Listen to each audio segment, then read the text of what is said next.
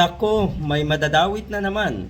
Itong si Marcoleta at itong si Cayetano. Ang sinasabi kasi ng mga kababayan natin, kitang-kita rin po, dyan sa nangyaring hearing ng Blue Ribbon Committee na pinamumunuan na itong si Pia Cayetano, na mukhang mas kabisado pa na itong si Marcoleta, kasama na rin na itong si Cayetano, ang script na sana ay nanggagaling sa bibig at kinabisado ng mabuti nitong 18 ex-Marines. Mukhang mas kabisado nyo pa daw. O ano bang ibig sabihin nun? Na baka sa inyo galing mismo yung script na yan.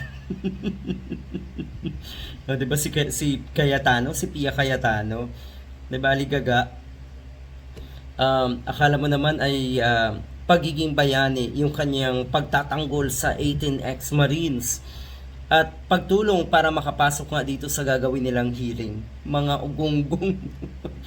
Nagiging kahiya-hiya tuloy kayo. Nagiging katawa-tawa ang ginagawa nyo. Kayong mga DDS senators na wala nang ginawa kundi puro kabulastugan at kawalang hiyaan. Oh, kabadong-kabado yung mga itsura nyo dyan sa hearing na yan. Mukhang hindi kayo confident. Bakit? Makikita yan eh. Makikita yan sa pagsasalita, sa mga itsura at sa mata nyo.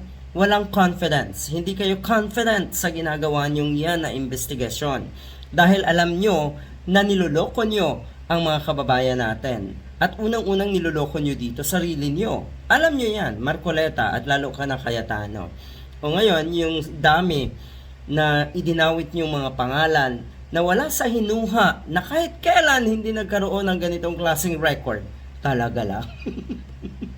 So, Senator Trillanes, si Congressman Leila de Lima, si Father Flavi, pati ba naman, magagunggong na ito. Sige lang, haharap kayo sa matinding hamon na ito.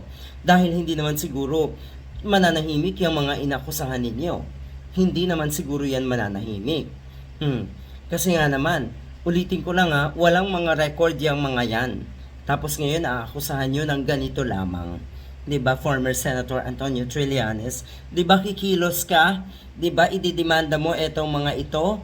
O ayan, matakot na kayo. Dahil pag si former Senator Trillanes ang gumawa ng mga ganitong klaseng hakbang, sinisigurado niya madalas na may patutunguhan ang kanyang ipinaglalaban. Katulad ng nangyari kay Digong, katulad ng mangyayari kay Bato, katulad ng mangyayari kay Bongko. Good luck.